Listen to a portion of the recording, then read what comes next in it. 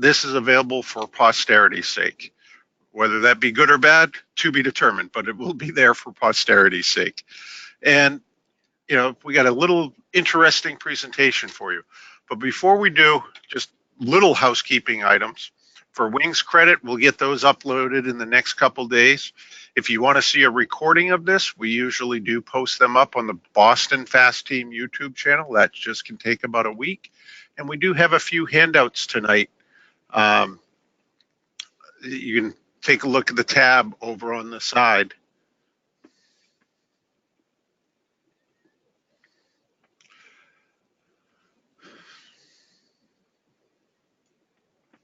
So the presenters, David Strasburg, you want to say hello, Dave? Tell everybody a little bit about yourself. Sure, Stephen. My name is Dave Strasburg. I'm a flight instructor. I teach at the Northampton Airport in Western Massachusetts, and I know Steve through the FAA and also through one of the glider clubs that we're a member of up in New Hampshire. And I'm also a Fast Team lead rep and a Wings Pro. Yeah. And if you don't know me, I'm the cute one in the picture there, but no, there's, there's one of the aircraft that Dave and I end up flying in occasionally. So, we're both out at the airport. And there's one I'm next to that I wish I flew. Yeah, I think we all do there, definitely. So, we want to thank you for joining us tonight. And, this is a part of what you can do to help. It is important that all of us are out there and we promote, educate, and improve ourselves and the people around us in aviation. It'll just make it much, much safer. And Dave and I both do a lot of work with FAAsafety.gov, the Wings program. So classically, as we fly along, we give it 2 thumbs up. And you want to jump in here, Dave? Sure. Well, the Wings program has been around for a while, and if you attend seminars like this or any of the online webinars that are put out by EAA or AOPA or the Soaring Society, there's a lot of great learning information tools and items you can use out there to get a lot of knowledge about flying in aviation. The program is a little bit complicated to try to figure out exactly how it works. And what we find is that a lot of people are doing seminars and taking care of doing knowledge topics, but they're not really following up with the flight portion of Wings. And so what happens is when it comes time for a flight review, instead of doing it through Wings, they just go out and get one of the normal flight reviews. So as I had mentioned, I'm a Wings Pro and a volunteer for the FAA to try to really get into the program and understand how it works and help people to try to find a way to really customize it specifically to them. So if you look at what Steve's got up on the screen right here, this is the FAA safety main page. And I'm just going to point out a couple of things right now, but at the end of the presentation, if you'd like a little bit more information, I'm going to give a live demo of actually logging into my Wings account and showing you what all this information means. So for tonight, you're going to get a basic knowledge topic 3 credit for doing this course, but a lot of people don't really understand what does that mean? Where does that go? What's the difference between a basic knowledge 1 and a 2 and a 3? They mean specific things.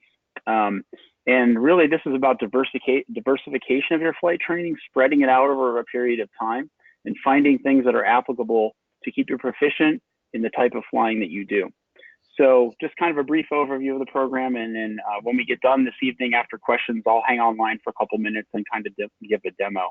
And I think if you have a few extra minutes at the end, you'd find it very helpful and allow you to make the most of the use of this program.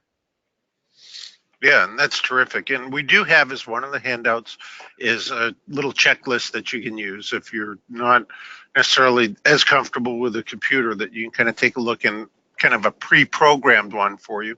And it covers the different types of knowledge subjects, like knowledge subject 1 is aeronautical decision making, 2 is accident causal factors, and knowledge 3, which is the credit you're getting tonight, is an elective. And then on the flight side, there's 3 flight activities. Flight 1 is focused on takeoff, landings, and go around. Flight 2 on slow flight stalls and instrument reference for appropriate aircraft.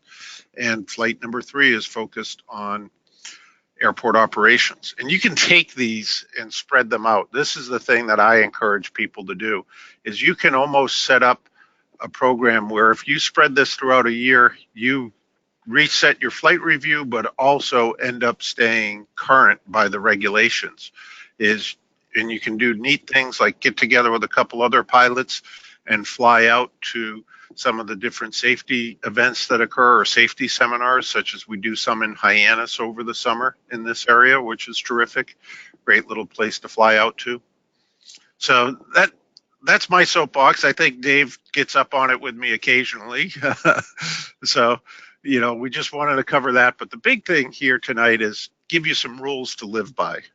And the story behind this is I used to work for a large aviation organization that produces a lot of pilot supplies that many of you might know.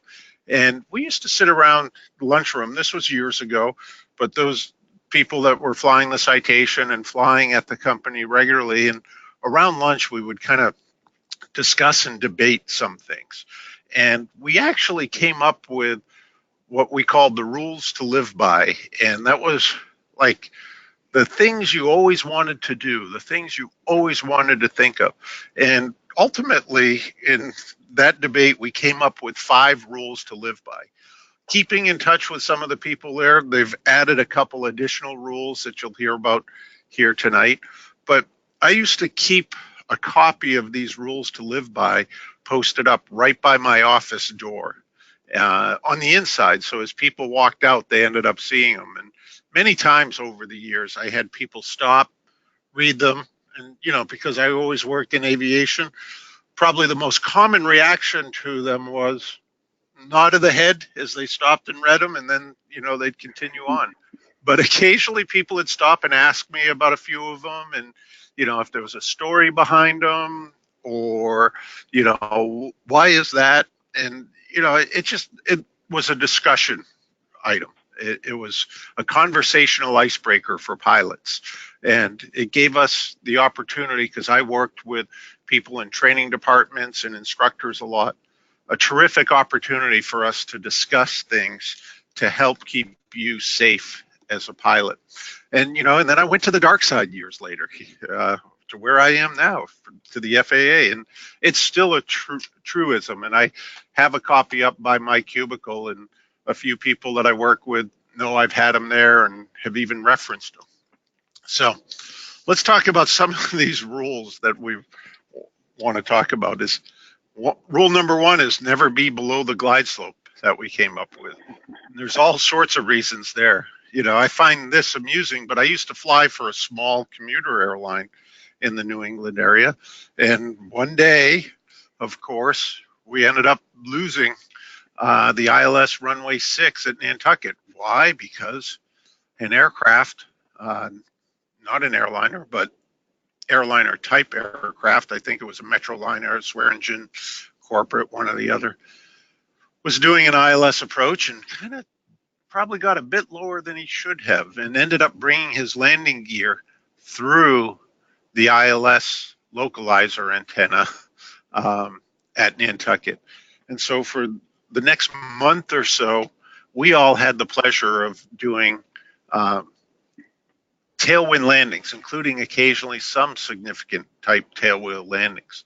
And just because this person, was pushing their limits and probably was not following the rules in terms of required visibility and everything when they came in for the instrument approach, it actually degraded the safety for many other operators and many other people, and made that summer a challenging summer for many pilots that fly in and out of Nantucket. And, it's interesting, just something as simple as that.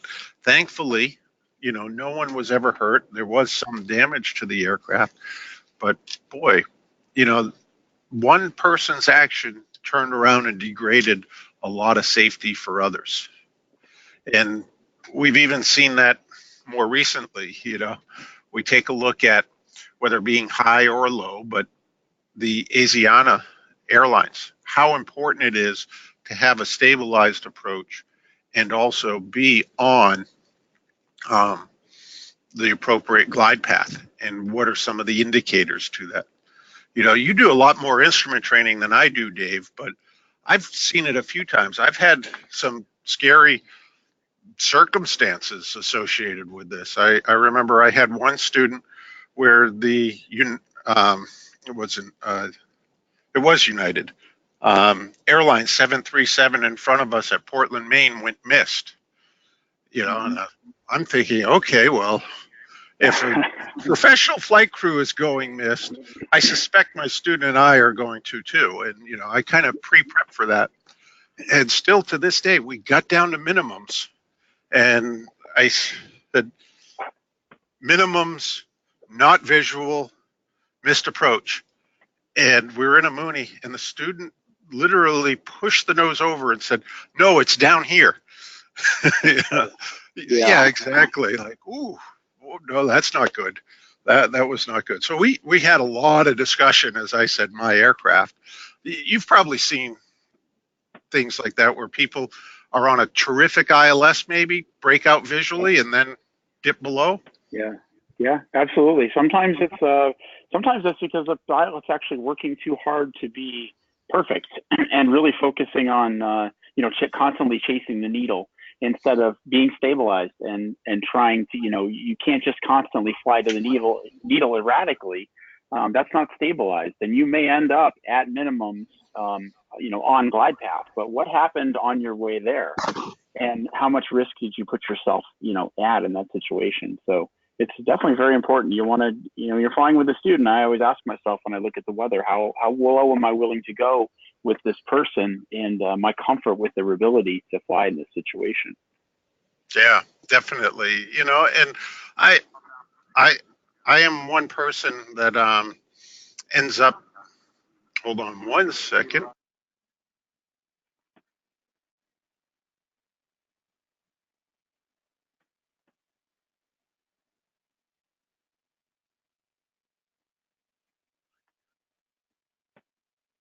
Sorry about that, folks. As it started autoplaying on me, but I am a person.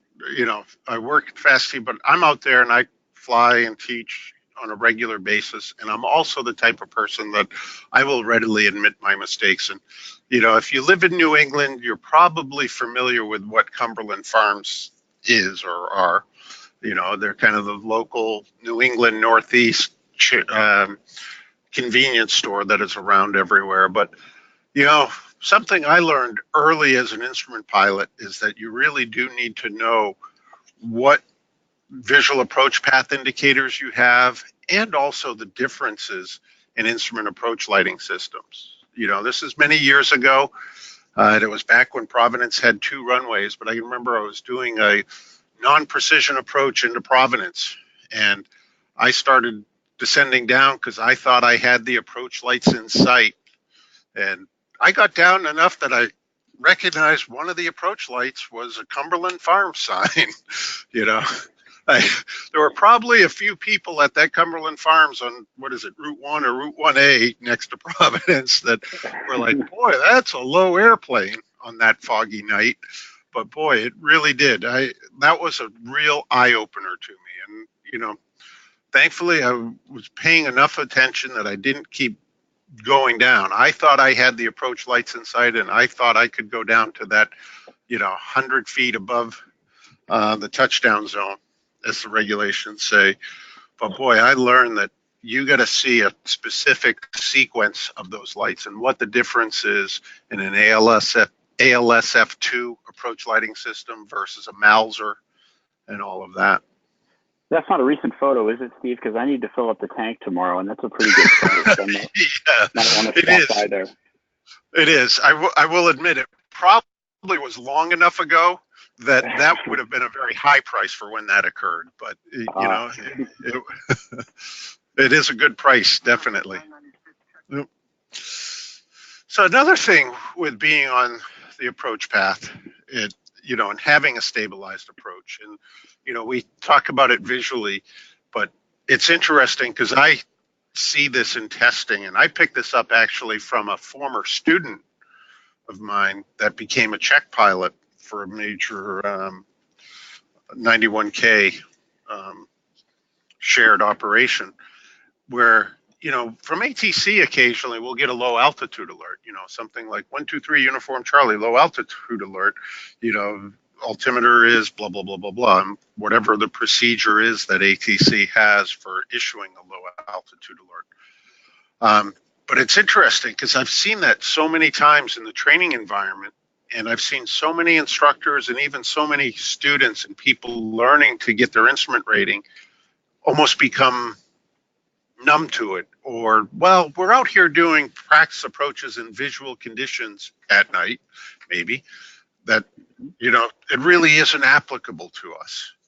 And we were discussing just before the presentation tonight that I had this happen exactly last night. I have a student that I'm getting prepped for a private pilot check ride, and he needed a little bit more nighttime, and so we went on a flight from Northampton out to Nashua at 3,500 feet, perfectly reasonable altitude. And the controller said, "Hey, advisory only in nature, but the minimum IFR altitude in that area is 3,800 feet." And we were at 3,500. My student looked at me, something that had never come up in training. It was very foreign sounding to him. But there's a reason if they give you that altitude that you may want to reconsider your path and your familiarity with the area. It's a warning, that little voice that you hear that tells you something here is potentially putting you at risk. You need to change your decision making or change your path. And we ultimately elected that was a fine altitude for us to fly at. There was the haze layer a little bit higher, and we continued on.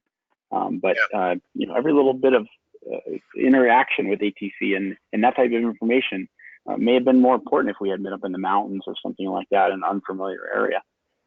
Yeah, very true. And, if you do get a low altitude alert, really you should prep yourself to be thinking that is a problem. When you do your training, you're probably sticking near home quite a bit. You probably know the area. Your instructor probably knows the area really well and may say, oh, it's not a deal. It happens all the time on this approach, such as the VOR Alpha approach in the Nashua. That has a history of getting low altitude alert warnings on it, that they'll just kind of slough it off. But, think about it. Getting your instrument rating or even flying visually, as you've mentioned, you're not always going to be flying in an area that you're very familiar with. So you should be reacting to something like that with a very conservative action. That's a piece of information telling you that something may not be right and that you probably need to take some action in relation to it, unless you can confirm it by multiple other sources. And if you're on a descent into a landing, the conservative approach is, let's do a go around and work this out again, versus continuing to descend down close to the ground. And I mentioned, it is, we talk about instrument flying, but it can get to be challenging like this. And I was mentioning Providence earlier.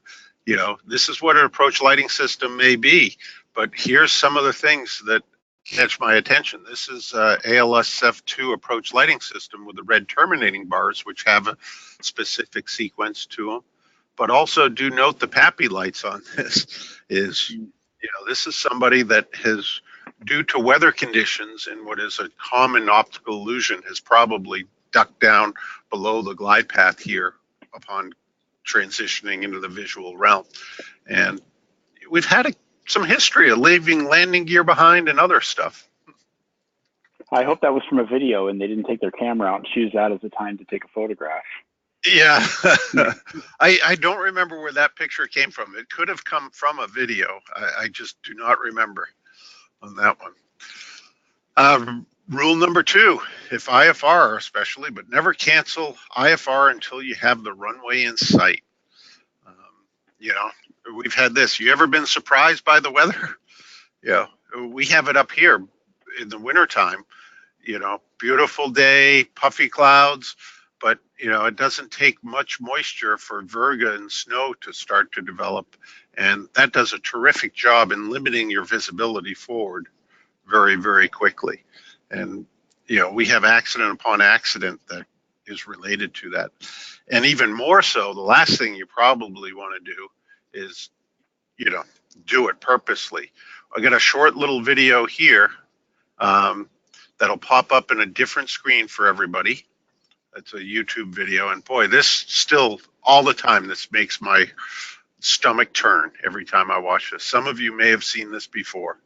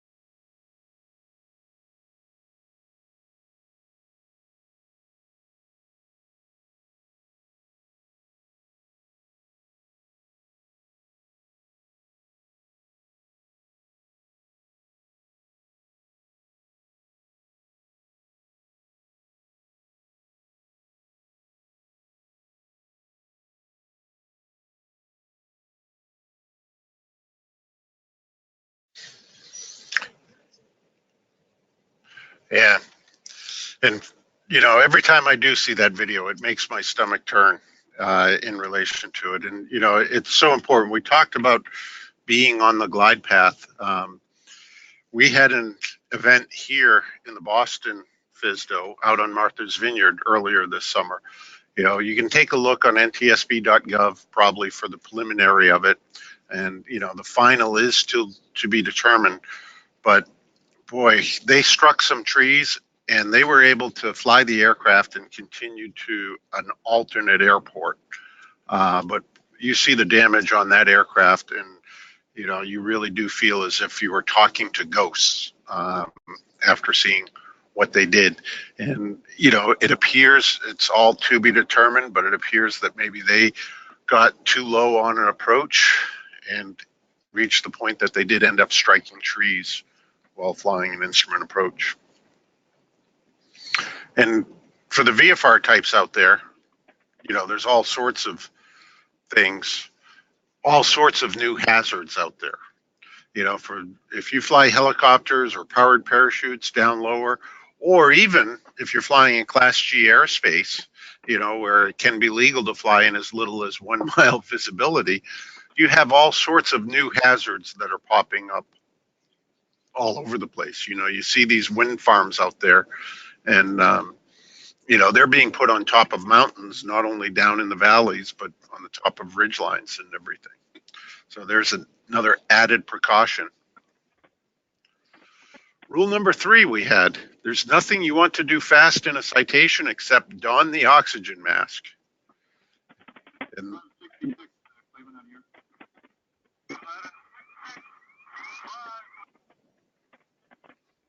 right, oops. And I got a video for that one also. Oh, come on. Seriously. I don't know if you'd see. Is the video playing for you, Dave? It's starting to. It looks like it's buffering. Okay. and I've got the Okay. title, so it's looking positive. Okay, because believe it or not, even though it worked the other day for me, it now is coming up and saying that the FAA website patrol or whatever is request denied on access to the video. So, so I'm not going to be able to see it. Is it up and running for you? No, it's still on my end. It's still buffering, and I'm getting a little pinwheel type thing. So it doesn't look like it's going to work. Okay. Well, that is an absolute bummer. But well, anyway.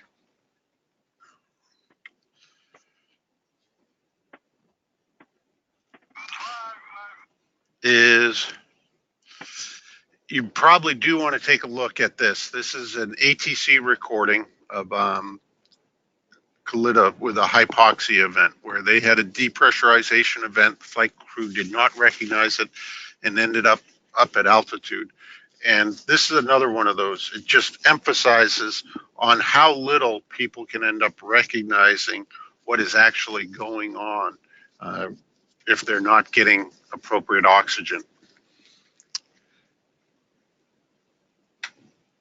In relation to it. Sorry about that, folks. That was a surprise to me. So, here's a few pictures. This is one of an event where, the oxygen masks were dropped or pulled down. And knowing your oxygen system as a pilot is important for you and also important for your passengers. Now, granted, in an airline type environment like this, the flight crew up front really can't do much to help anybody immediately, but you flying on your own very well could. And I always found this picture interesting. If you're familiar with oxygen systems, you're probably familiar with the little indicators that show that whether oxygen is flowing or not. Turns green when oxygen is flowing and is red when it's not. And here's an example of one where, this poor passenger does not realize it, but at this point in time does not have oxygen flowing to their mask. And knowing how to use the mask. This was from the Southwest flight where we had the engine fall apart some and took out a window and everything, but passengers putting on the masks, taking selfies and stuff. And, we have the person here taking the selfie, without their nose covered. I was joking, but it looks like this person here is checking their emails with the mask just lightly dangling while they're listening to music. This poor guy looks like he may not be getting the oxygen and is about to pass out. Using oxygen at the appropriate time is very important. 12,500 above the 30 minutes for the flight crew, above 14,000 required for the flight crew, and available to passengers above 15,000 foot cabin pressure altitude. Those are rules you need to know, but also you need to make sure people are using the oxygen. And we recommend actually using oxygen during the daytime at 10,000 feet and as low as 5,000 feet at night.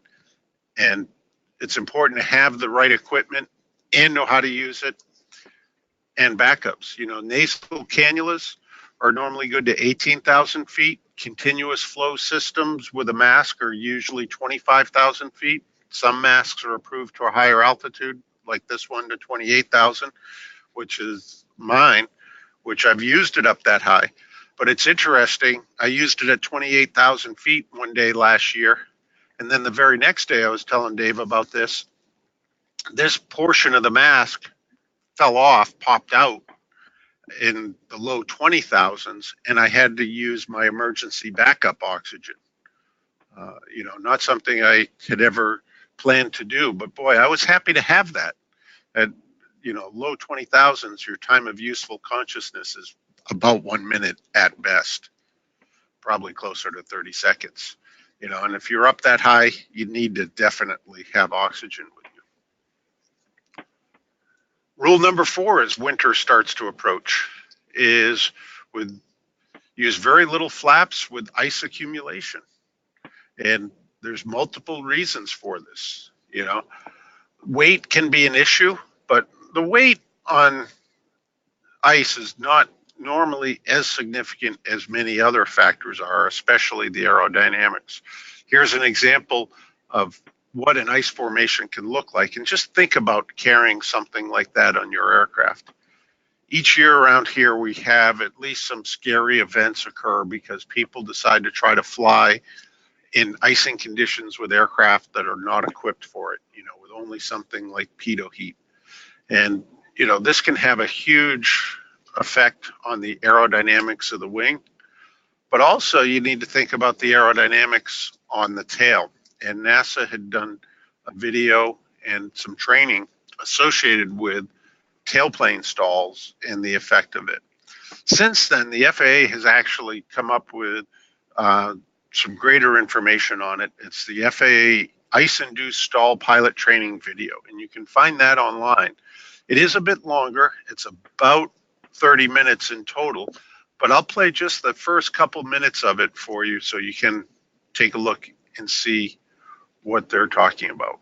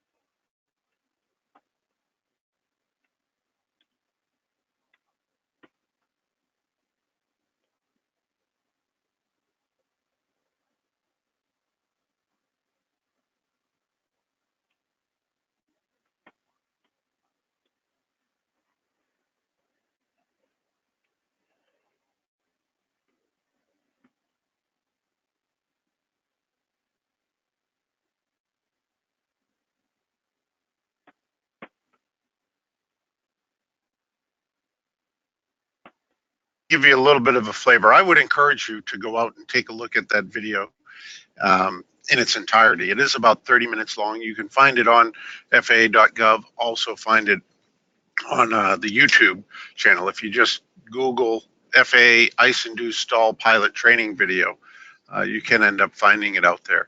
But it is interesting, is in icing winter conditions, if you are flying in those type of conditions, there's a lot more precautions you need to take, both in your flying and also in your ground operations. This is a picture from Bedford, where we had a corporate jet go off the runway due to some icing related stuff on takeoff. Very interesting event that we ended up having there.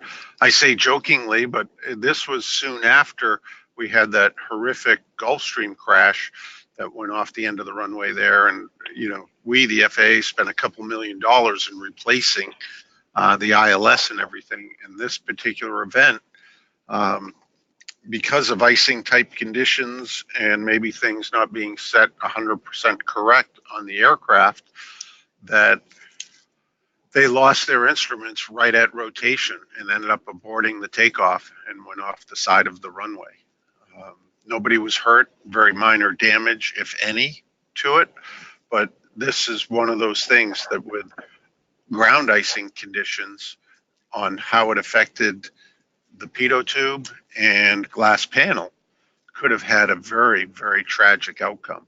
I think, I have to say in this case, I think the crew made the best decisions that they could have given the circumstances and avoided a much more horrific accident.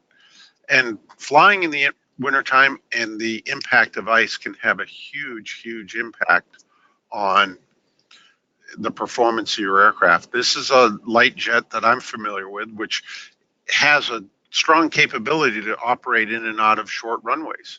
The landing distance with the landing flaps, down at 3 degrees Celsius, down near freezing, if it's dry, everything, very short distance, less than 3,000 feet.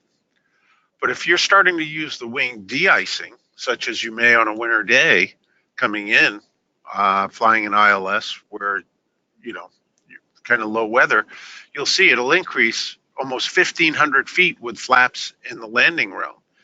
And even then, if you're using less than landing flaps, doing a takeoff flap setting or a flaps up setting on landing, look at how much the runway that you need increases. An operator that I worked with on this type of aircraft significantly was, if it was icing conditions, absolute minimum length of the runway was 6,000 feet. And if you had to use the wing de-ice to the ground, it basically was you were going somewhere else. Is if you had to keep using it all the way down to the minimums on an ILS, it was a diversion in their type of operation. Here's an important one and good. Oh, go ahead, Dave. I was just going to say, I was just browsing. This is a great opportunity to talk about the Wings program. I was just browsing on the in the database of courses that are available. I found at least 6 free courses on icing, including one specifically on ice contaminated stall training. So this is a way for you to go out. You may be a fair weather pilot that never gets into a situation where they're anywhere near icing, but if it's something that you're flying in the shoulder season, you're an instrument pilot, you're trying to get the most use out of your airplane.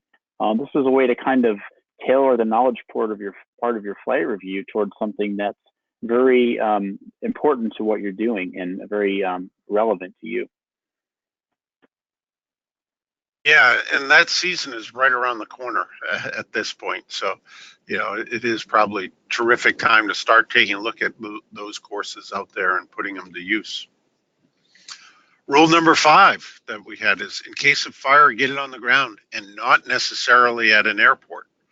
And I like that aspect to it. Is in the helicopter world, is they have a program called Land and Live. Is they just have found that there's probably many accidents that occurred because the flight crews kept trying to fly it when they had an opportunity to to land the aircraft, even if it was not necessarily at an airport.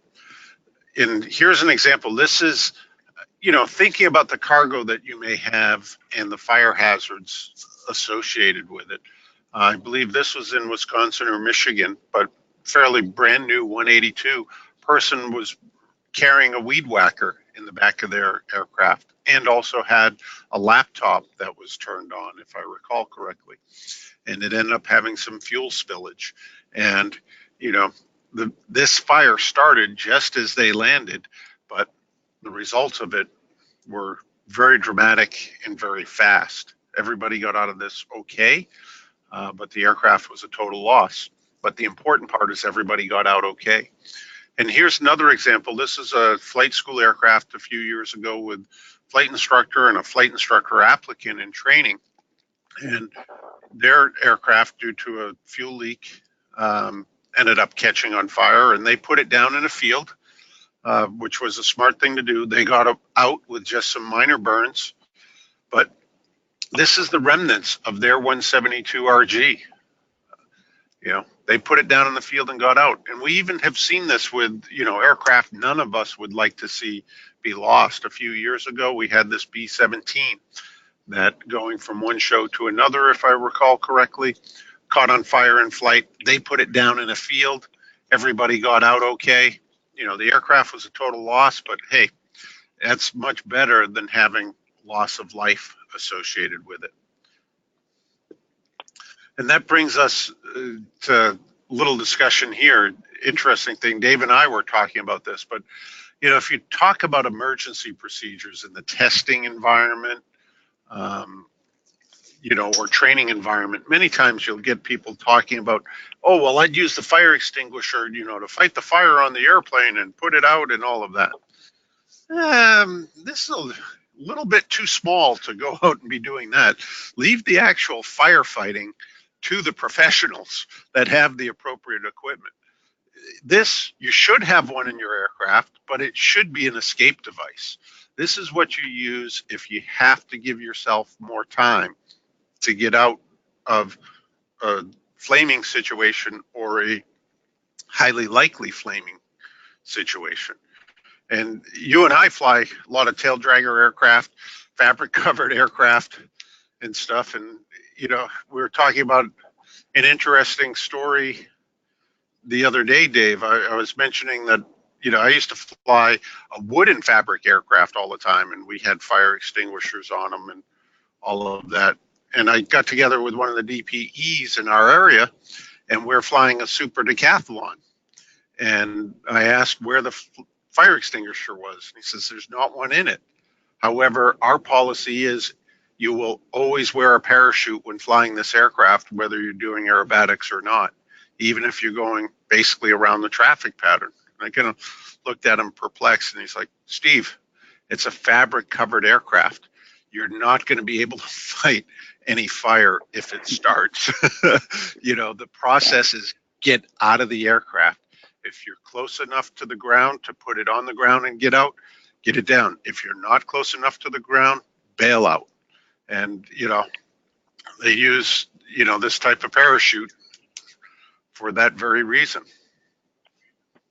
That's definitely a skill that can get rusty with us as pilots once we get our rating and we continue flying and going on our pleasure flights for our $100 hamburgers and enjoying things. Really finding out what the capabilities of your aircraft are. How fast can you really descend? I think if you got together with a CFI, you'd find that you could probably come down a lot faster than you think you can in the aircraft. Students are always surprised, and they feel like the maneuver is really aggressive. But if it's within the limitations of the aircraft, the difference between you coming down at 2,000 feet a minute or 3,000 or 4,000 feet a minute safely may be the difference between you getting out of that aircraft or not. Yeah, and we specifically, the FAA, added in probably more in a clarifying position, because it always was kind of capable of being hidden in there, but it is in there now as a required item in what was at first the private pilot practical test standards, and it's in the private pilot ACS now, is emergency descent. And that's the whole reason behind it, is we did have people that there are times it's like being on board a ship and having a fire. There's kind of no place to go if you're dealing with a fire up in an airplane and you want to get it on the ground as quick as possible. And this leads me to a couple things. What I really like is, you watch the Sully movie and everybody asks, is it real? Is it not? And all of that. Besides that, but there were two things that I really picked up. One, I always had talked about with people with this rules to live by, and this rule of in case of fire, get it on the ground and not necessarily, at an airport. And I think this was one of the biggest things that helped everybody start thinking about it. When we ended up having an Airbus 320 end up in the Hudson River, and everybody walked away from it. It made us realize as a whole group of aviation people that, you don't always have to land the airplane at the airport. Is in a true emergency situation, take the best landing spot that you have available. Kind of like I mentioned with the HAI, Helicopter Association International, is land and live. It's tragic, but we've lost so many good people because they've tried to fly the airplane all the way to the airport when they're dealing with a fire or something similar. The other thing that I liked about that's number one. The second thing is I liked how they portrayed when things went wrong in the cockpit, how Captain Sully sat back and assessed the situation for a second. There's very few things that require you as a pilot to have an immediate input on to save the day. Now, it might require you to have an expedited input, but you also need to know what's going on. And I like the scene in that movie where, it kind of sitting back, looking around like, uh-oh, what just happened? Let me take in as much available information as I can, as quickly as I can. And, we've even seen this emphasized recently, just in the last couple of weeks, we've had a near similar example to this where the loss of the engine power and they were able to put an Airbus 321, out in the cornfields on the other side of the world and had basically nobody hurt with it. Rule number 6, never reset a circuit breaker more than once. And here's a good example. This is an Air Force example, but a burning C-141, which was specifically a result of, from what I recall, maintenance crews sitting there continually resetting a circuit breaker that was popping because of a fault in the electrical system. And, over the years, we've seen a few tragic accidents that have been associated with this, with electrical faults or something that turn into fires or bad wiring. We had the Swissair MD-11 accident up off the coast of Canada that was headed to Egypt years ago. I actually had an uncle that was supposed to be on that flight that for business and changed it just about 2 or 3 days before the accident, but he worked in Cairo and he was supposed to be on that aircraft.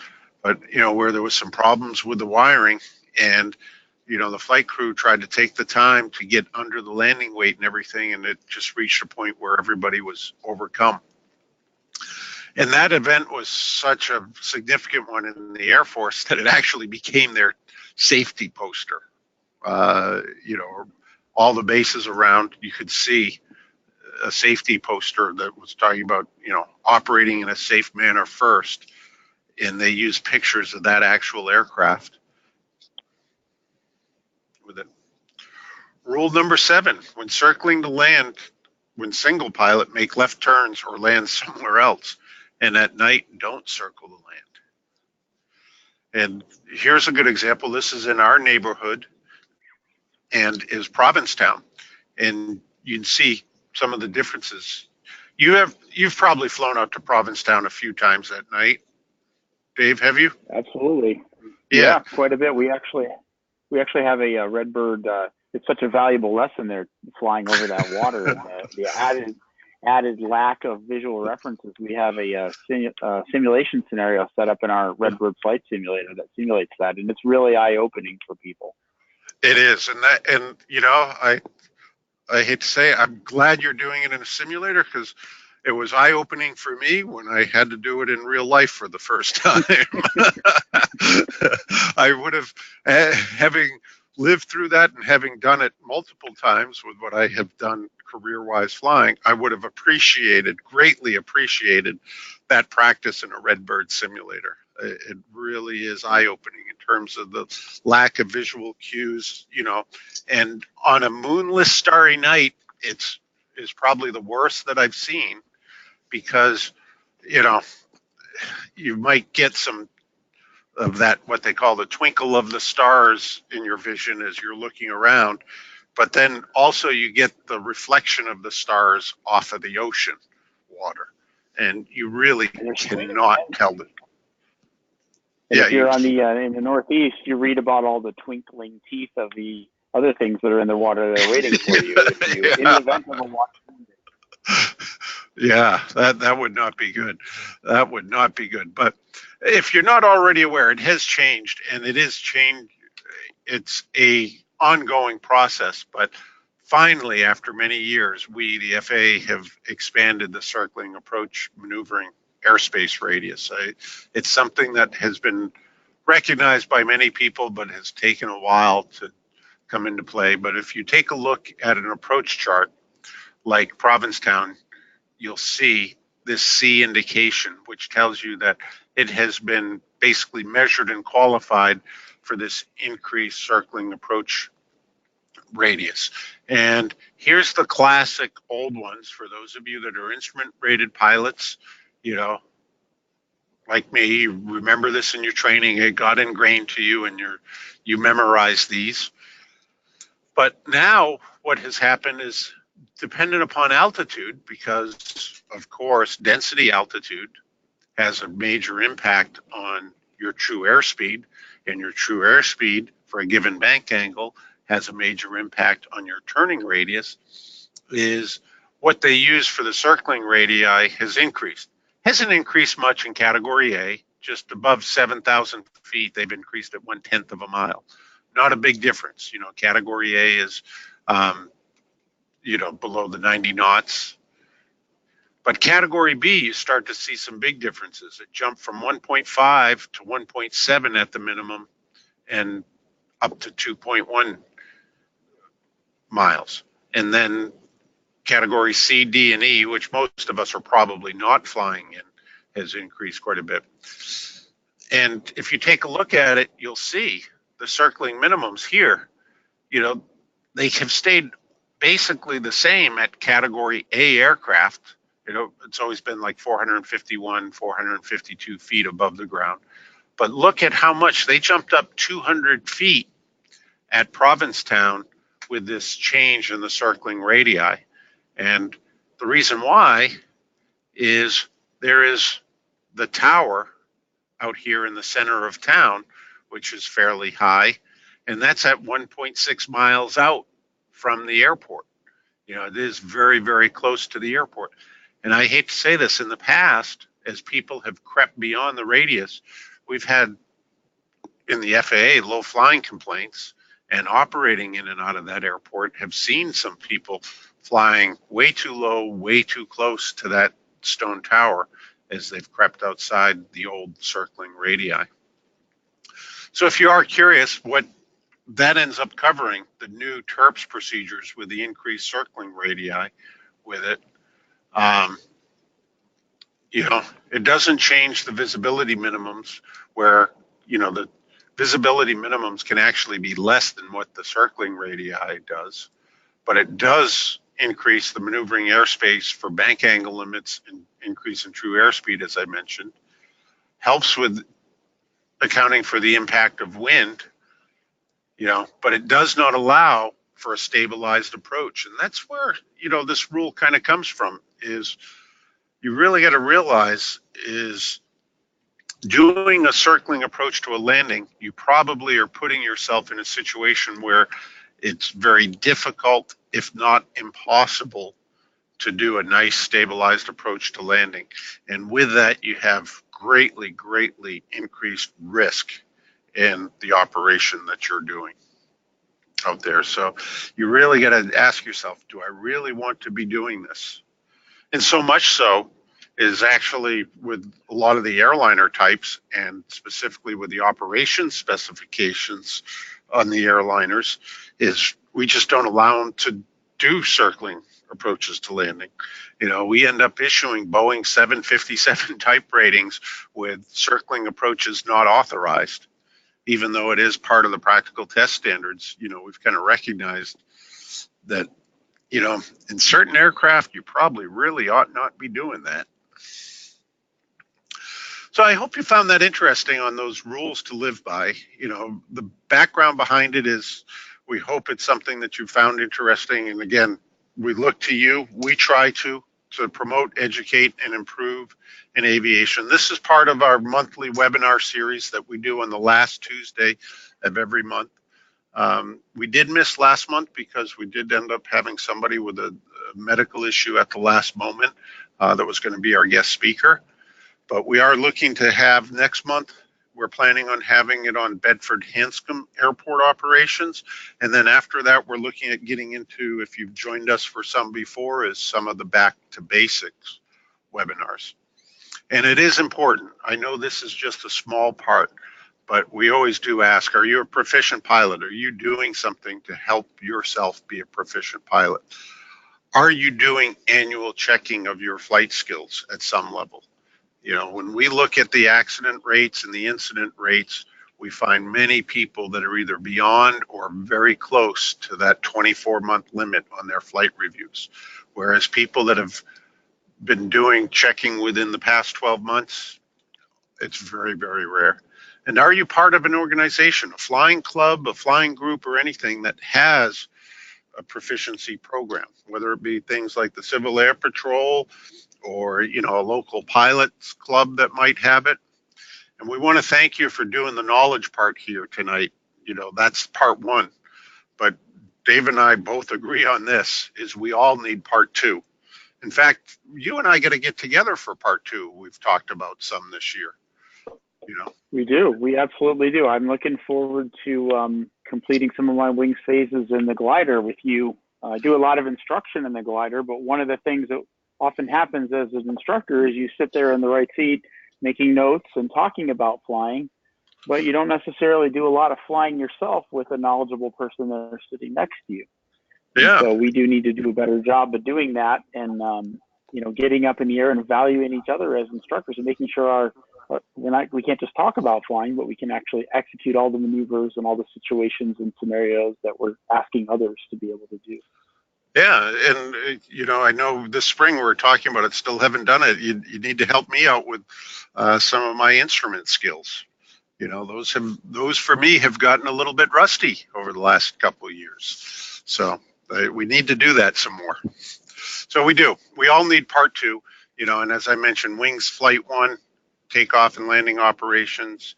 Flight 2, slow flight stalls, basic instrument, and Flight 3 is airport operations, navigation, and emergency operations. With the Wings program, there is an added benefit this year. There is the Wings sweepstakes. You know more about this than I do, Dave, because they don't allow me to participate. Even though I get my wings level because of my job, I'm not allowed to participate. So I'll turn it over to you. Yeah, well, this is, you know, anytime you want to ask somebody to do something, if you can provide some sort of financial incentive, a lot of times that does make you a little bit more receptive to the message. But I think what this has done is really gotten people to look a little bit more at wings and actually completing phases, trying to have a structured, diversified plan for maintaining proficiency through not only their knowledge, but actually their application of the flight activities. I can tell you how to hit a fastball and all the things that go into that. But unless you pick up a baseball bat and you try to do it, you're not going to really build the skills that are necessary. So by actually completing these wings phases, you can submit your information through the wings program and get entered to win various prizes. I think it's $10,000 in total prizes that they're giving away, but the top prizes, I believe it's 4 prizes of $1,500 each. So if you're a CFI in the audience listening and you can promote others to complete phases, if you assist them in that, you get an entry. Or as a pilot, if you complete a phase, you can enter for each phase that you might do. Terrific. That would more than cover your costs of doing a level of wings for most people, definitely. So that is terrific. So if you do have questions, we'll take some time to get to those in just a moment. If you want to contact me, here's my contact info, and here's contact info for Dave. You are a Wings Pro, so one of the ways you can find Wings Pro, each FSDO has a few of them. Dave is one for the Bradley FSDO, but if you go on FAAsafety.gov under the Resources tab and look under the Fast Team Online Directory, you can do a keyword search for Wings Pro, spelled just like that, no spaces in it, and a capital W and a capital P, and you can find the Wings Pro in your area that can help you out. So I want to thank you for joining us tonight, and I think we will call it an end, Dave. Sound like a plan? Okay. Sounds Excellent. Good. Thank you, everyone. We appreciate you joining us tonight. Hope to see you next month.